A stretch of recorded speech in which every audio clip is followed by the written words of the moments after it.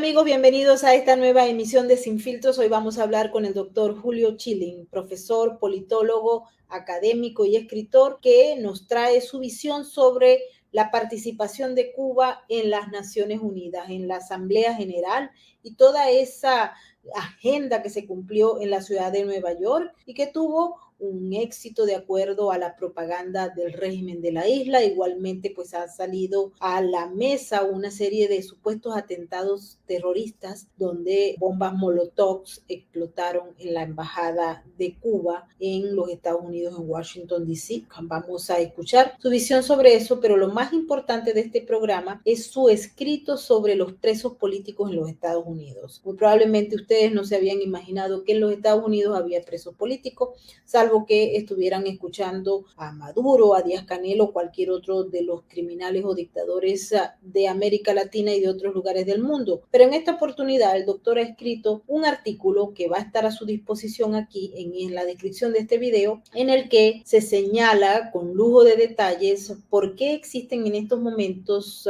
presos políticos y por qué el Departamento de Justicia está siendo utilizado como una herramienta ya no solamente de carácter político, sino de carácter ideológico. El doctor lo va a explicar en breve, pero antes de darle la bienvenida a nuestro invitado, quiero agradecerles y saludar a toda la gente que hasta ahora se incorpora en nuestras diversas plataformas. Un saludo muy especial a nuestros amigos de Distrito TV, al igual que a todos los miembros de la comunidad de Sin Filtro en YouTube y en Rumble.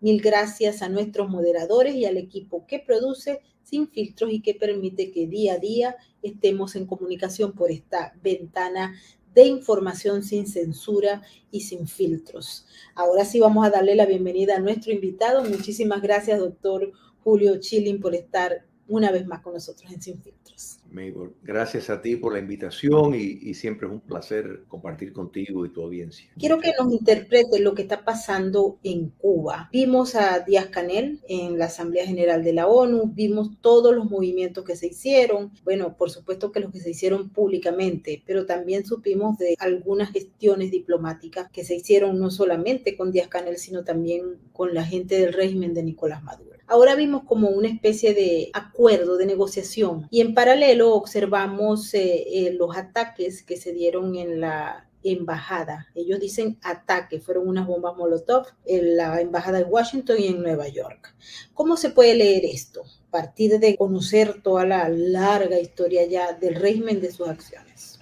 Mira, primero tenemos que partir desde un punto básico, y eso es que las Naciones Unidas desde hace mucho tiempo, incluso precede los 64 años del comunismo cubano, las Naciones Unidas dejó de ser una institución que tiene ningún sentido para las democracias del mundo.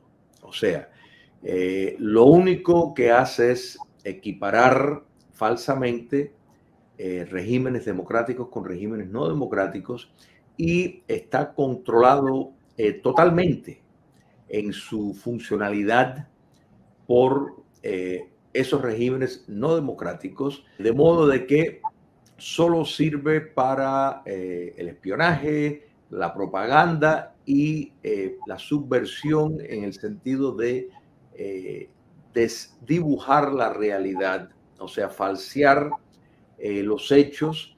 Y Cuba comunista ha hecho una industria de eso, pero hay que entender de que nada, yo creo que nos podemos hacer una referencia reciente, o sea, el virus importado de China comunista hacia el mundo, las Naciones Unidas, por medio de sus instituciones, validó lo que ocurrió al no, fíjate, hasta este momento no han condenado lo que ha hecho China, le dio licencia a la exportación de ese virus. En el caso cubano, la Organización Mundial de la Salud ha avalado el neoesclavismo, o sea, la mano de obra que el régimen castrista arrienda, explotando, violando preceptos laborales de todo tipo, y todo esto lo hacen las Naciones Unidas. Entonces, tienen en el Consejo de Derechos Humanos regímenes que cometen crímenes de lesa humanidad, nos da un entender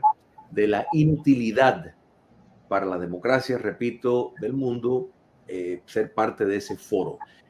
Unos días anterior a la celebración de este realmente carnaval trágico en Nueva York, en las Naciones Unidas, ya en Cuba se celebró un preludio de esta especie de Woodstock de países delincuentes, avalado y respaldado por las Naciones Unidas, que le da esta plataforma.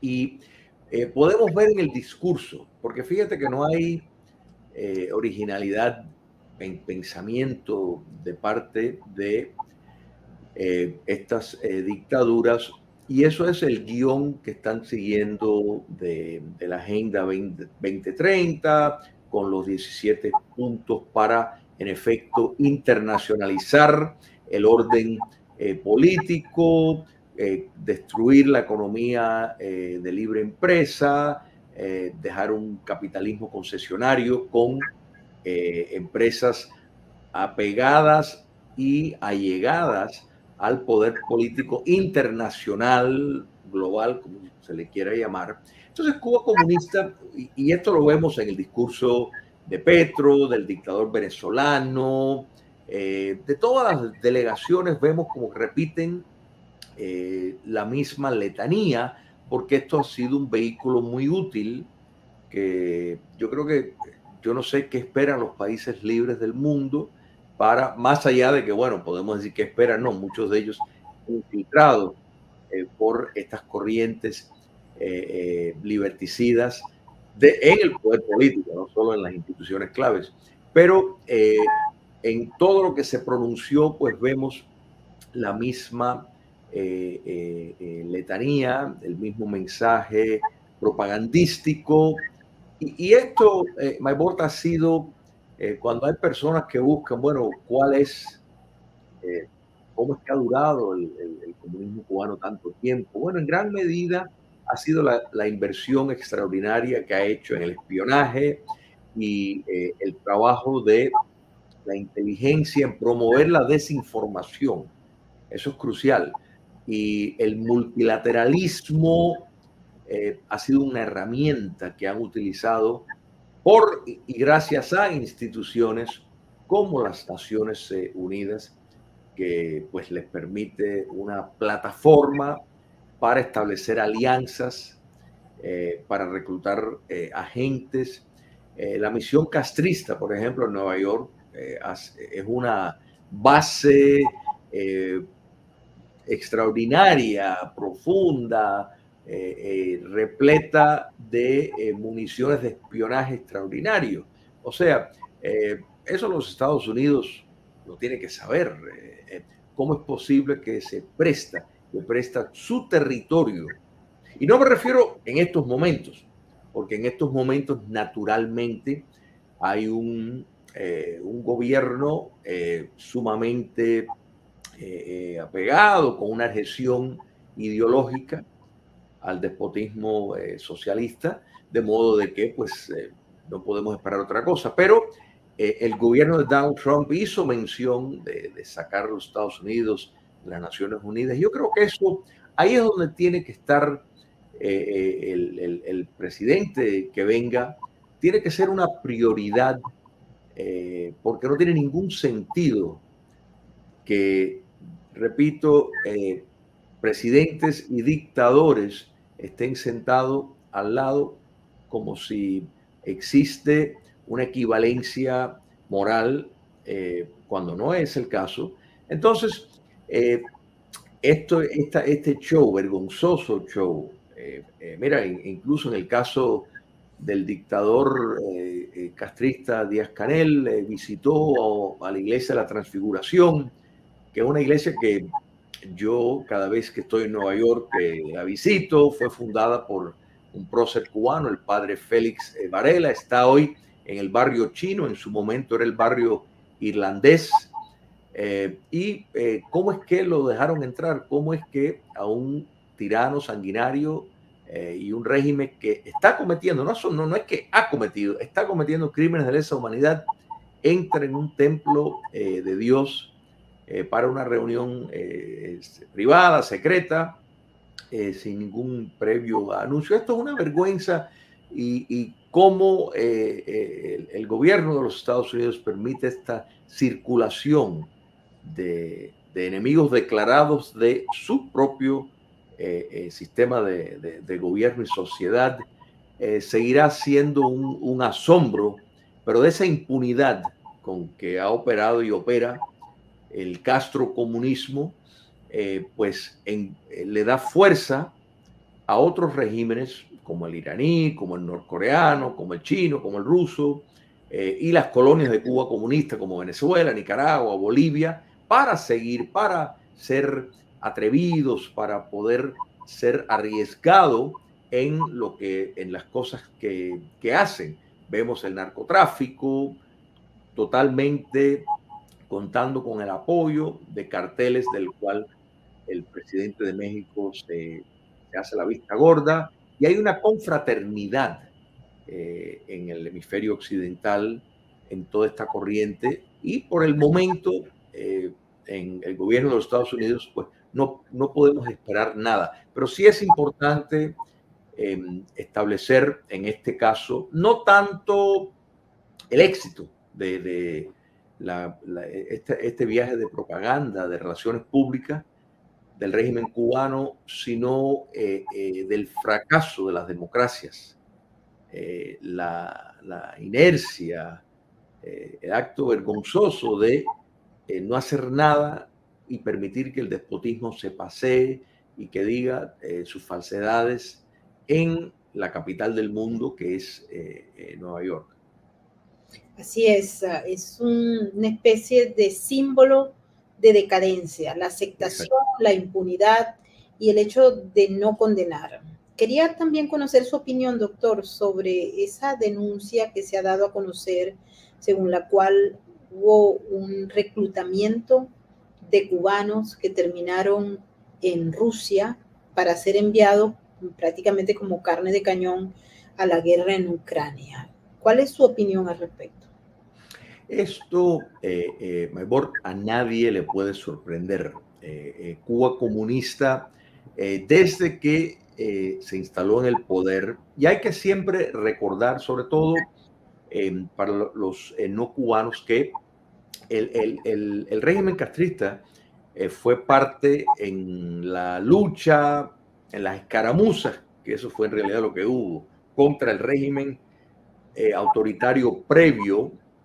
En todo momento dijo que no era comunista. O sea, que esto es muy diferente a lo que ocurrió en China, en Vietnam, en los otros procesos que llega el comunismo al poder, donde declaradamente decían que era comunista. Eso no fue el caso cubano. Y esto lo señalo porque la tarea de falsear la historia para edificar una versión alterada de la realidad, eso forma parte de eso. O sea, la llegada del poder fue totalmente un engaño, hasta que en un proceso de menos de 2 años se logró comunizar a Cuba.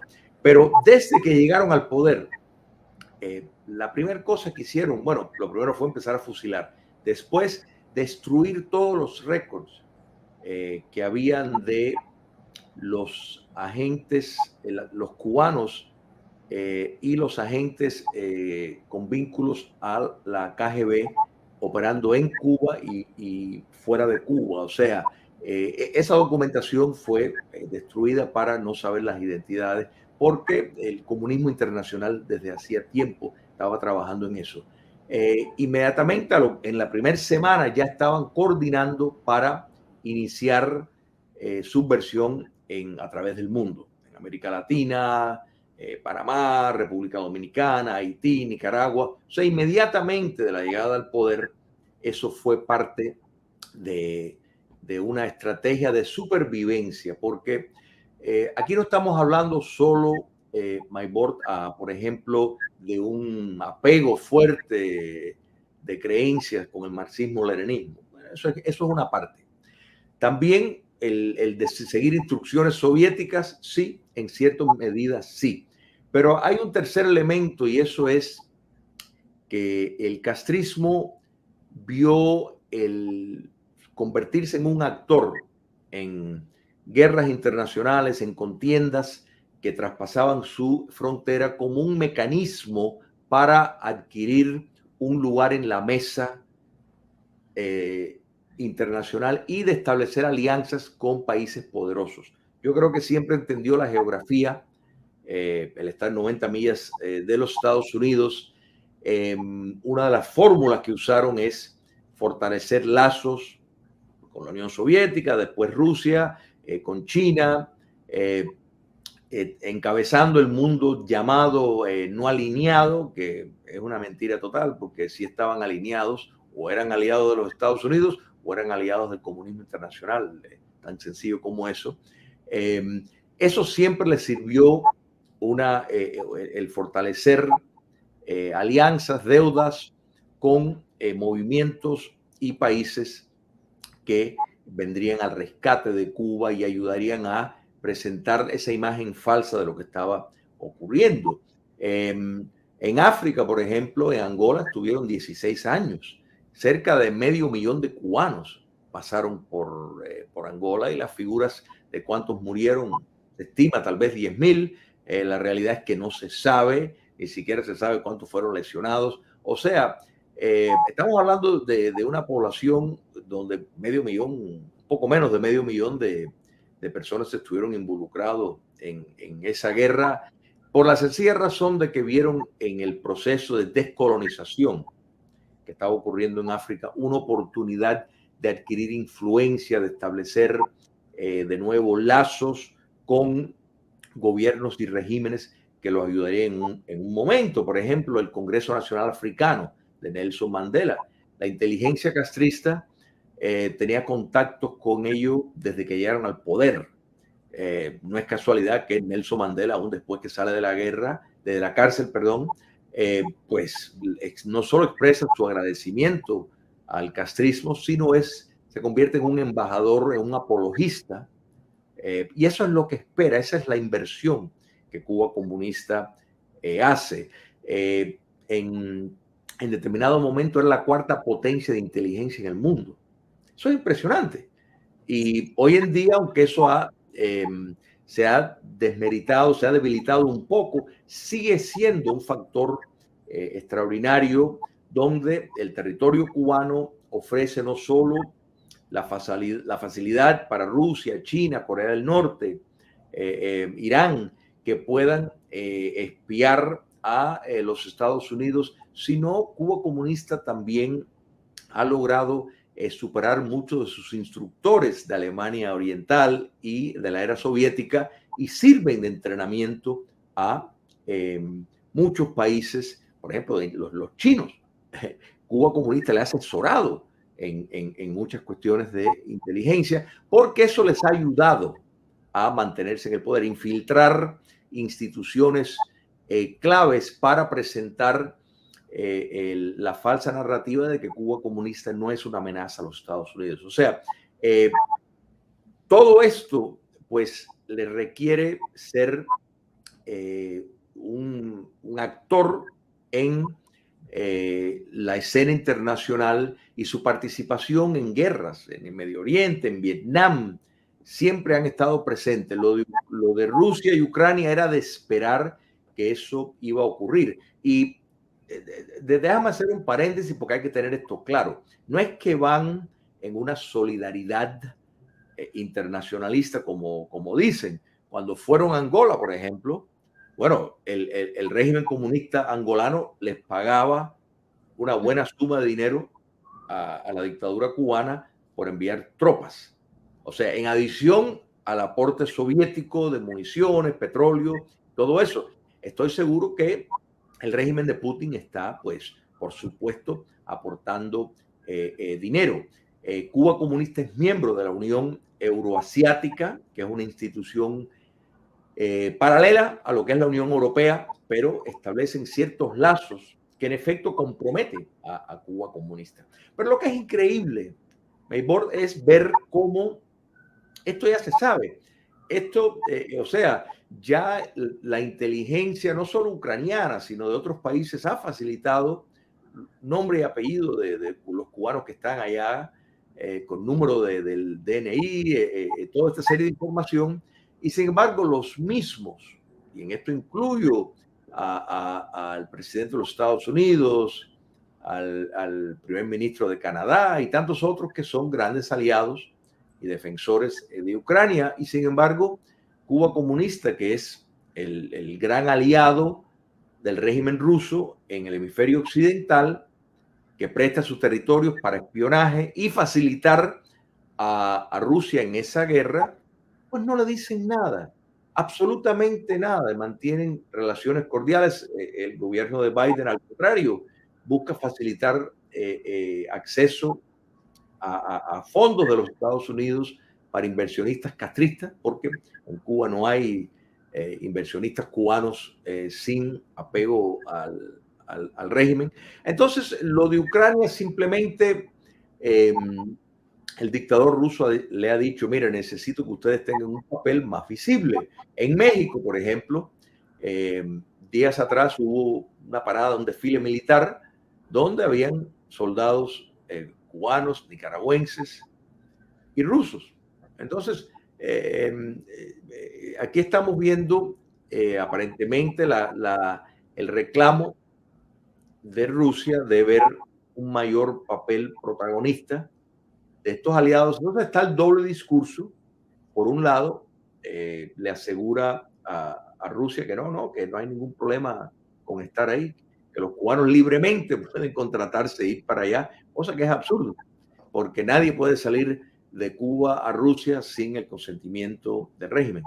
Y por otro lado, el discurso de, bueno, que ellos insinuando de que esto es un tráfico de personas y alguien está involucrado, totalmente absurdo. Ahora, la presencia de cubanos en Rusia, en Bielorrusia, ya eso llevaba tiempo que se estaba maquinando y no debe de sorprender a nadie. Lo que sí señalamos la vergüenza, la infamia de que se esté prestando una ayuda extraordinaria a Ucrania y a la misma vez a uno de los firmes aliados del enemigo más grande que tiene Ucrania, pues le están facilitando el crédito, le están facilitando tirando el salvavidas para que puedan tener la supervivencia. Es una incoherencia moral extraordinaria y yo creo que nos deja ver los momentos que estamos viviendo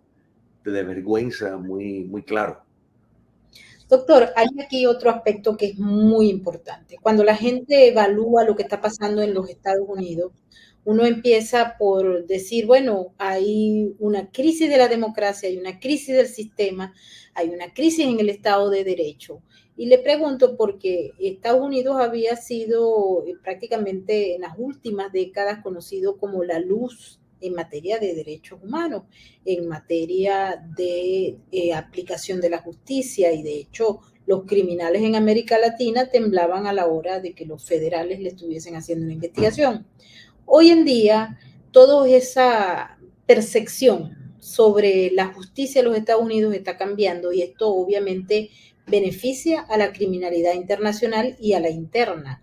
Y a la vez se plantea que el Departamento de Justicia es una herramienta o está siendo utilizada como una herramienta política por parte del gobierno. Los presos políticos que jamás habían sido mencionados aquí internamente, ahora pues se habla de esta figura, de presos políticos, particularmente de muchos de los que han sido sentenciados por razones de participación o no en el 6 de enero, y que, bueno, las sentencias han sido muy duras y la gente se pregunta, ¿hay presos políticos? ¿Esta gente es presa política? ¿O qué es lo que pasa y hasta qué punto eso puede mediar para lo que viene a futuro? Maduro está muy contento con esto. Todos los narcos están felices porque en la misma medida en que se ha ido desarrollando la figura de que el Departamento de Justicia es una herramienta política, en esa misma medida ha avanzado el crimen en el sentido de que se ven personificados y la ejecución de esa narrativa que tenía la izquierda a lo largo y ancho de América Latina ahora se consolida. Hay presos políticos y el Departamento de Justicia es un instrumento del gobierno para atacar a oponentes. Definitivamente hay presos políticos, definitivamente las instituciones de reforzar la ley, tanto el Departamento de Justicia como el FBI, como la CIA, como el Servicio de Rentas Internas, se están utilizando con fines no solo políticos, sino ideológicos. O sea, ya están totalmente armados, literalmente, para llevar a cabo una programación. En un sentido práctico, pues estamos viendo el camino al autoritarismo.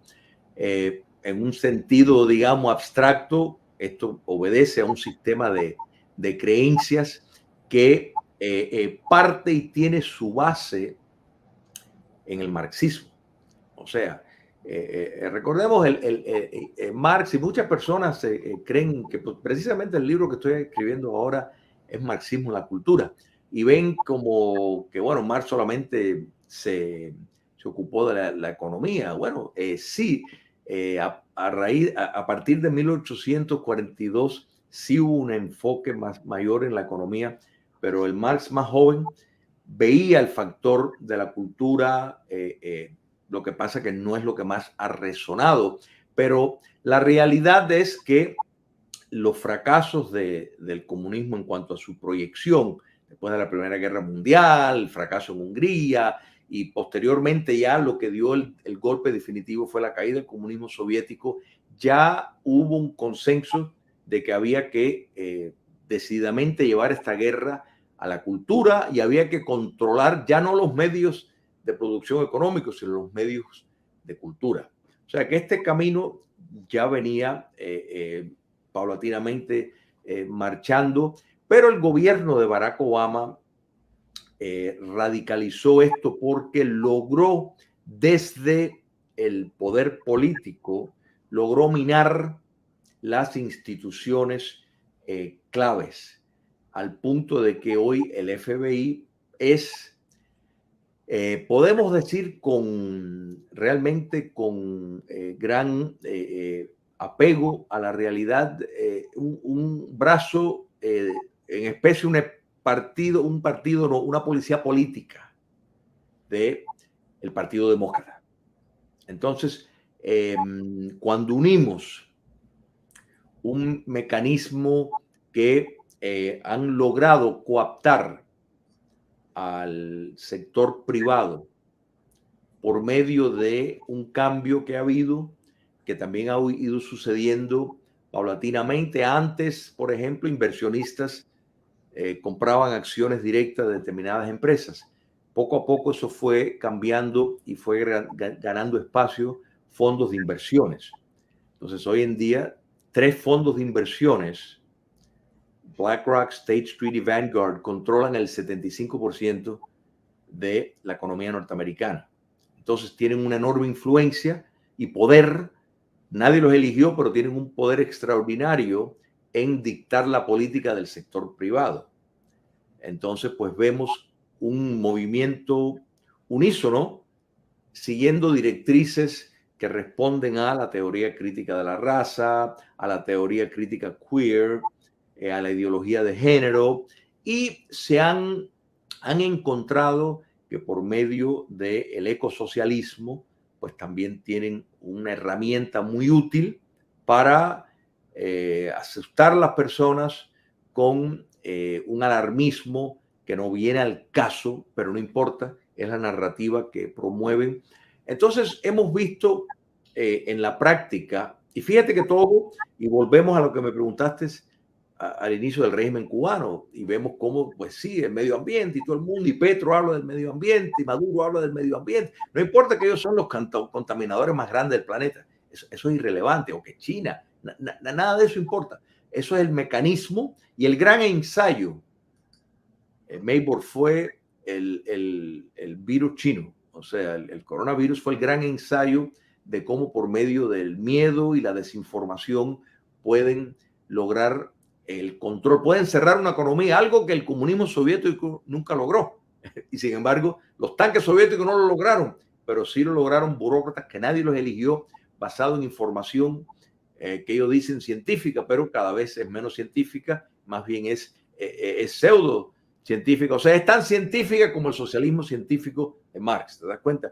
Entonces, todo esto lo que ha traído es una conversión donde la sociedad civil, que es un factor importante, y esto va a lo que tú explicaste de la mención de la crisis de la democracia. La sociedad civil es fundamental para una democracia exitosa. Entonces, actores fundamentales de la sociedad civil, como son los medios de comunicación, como son en nuestra era los medios tecnológicos, están al servicio de una visión. Ya el gobierno ni les tienes que dar instrucciones, ellos están ahí para servir. No obstante, sí le dan instrucciones, pero no es que realmente lo tienen que hacer, porque voluntariamente censuran información basado en una, repito, visión ideológica de cómo deben ser las cosas. Y esto, mira, si nos remontamos, por ejemplo, a los socialistas fabianos que hablaban de un Estado administrativo, Woodrow Wilson, pues hablaba de un Estado administrativo, o sea, un Estado controlado por expertos, donde en efecto toma las decisiones más correctas para todos y casi todo el mundo viviría mejor y todo esto. O sea, de pronto ya la noción de la soberanía popular, la noción de libertades inalienables, de espacios inviolables que ningún gobierno o ningún mecanismo del sector privado, porque el sector privado, uno de los mayores argumentos para el sector privado era que establecía una separación entre el poder político, pero ahora el sector privado ha sido cooptado con principios y objetivos políticos. Entonces, por eso podemos explicar que determinadas marcas, tiendas, tienen pérdidas por la posición política que están tomando y la siguen manteniendo. O sea, no se apartan de ese dogma ideológico, aunque sus accionistas están perdiendo dinero. No les importa. No les importa porque los mayores inversionistas son estos fondos, que yo no sé cómo hay personas con conciencia que invierten en estos fondos, que no les importa el lucro, sino lo primero que buscan es el punto político, ideológico al cual quieren establecer, cómo quieren cambiar el comportamiento social. Entonces, en todo este caos, pues por supuesto que hay una crisis institucional. Los presos políticos se convierten, y la persecución política se convierten en una necesidad para establecer el régimen autoritario que necesitan establecer para imponer ese orden, esa agenda. Entonces, si no hay presos políticos, si no hay personas con condenas largas por una actitud política, no pueden establecer el terror suave que necesitan establecer. ¿Te das cuenta?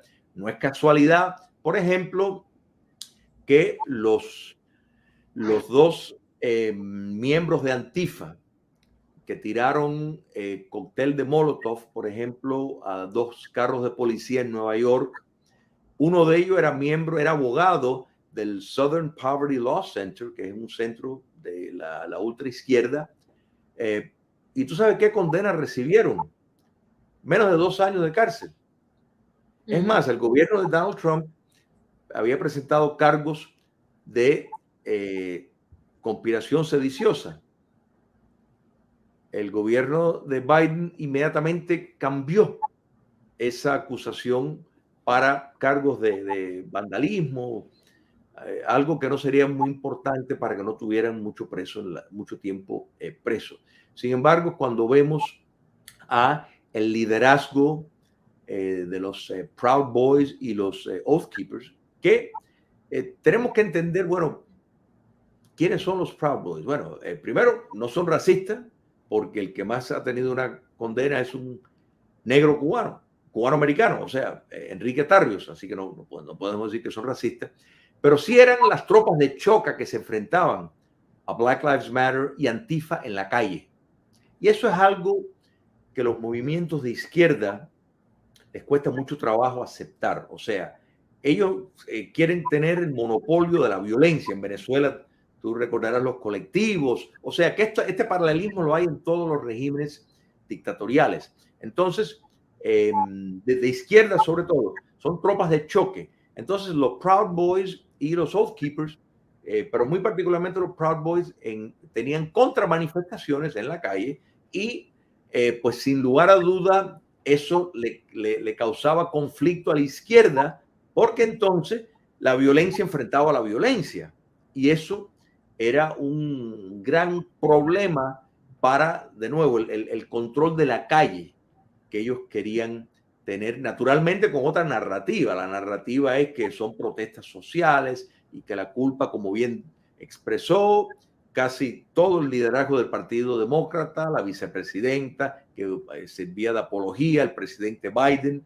O sea, cuando los motines frente de la Casa Blanca, que el presidente Trump lo tuvieron que sacar por miedo de que su vida corría peligro y que los agresores marxistas iban a cruzar la cerca y entrar en la Casa Blanca cuando estaban protestando en Lafayette Park enfrente y trataron de quemar la iglesia episcopal de St. John's.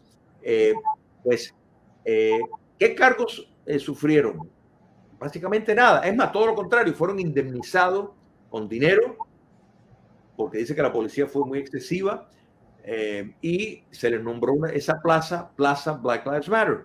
De los más de 16,000 arrestos que hubo en ese verano revolucionario de sublevación marxista en 2020, a raíz de la muerte de George Floyd, de esos más de 16,000 arrestos, el 90% de ellos fueron desestimados. O sea, no llegaron a corte, fueron negociados por nada. Quiere decir que no hubo un rendimiento de cuenta para el 90% de esos crímenes.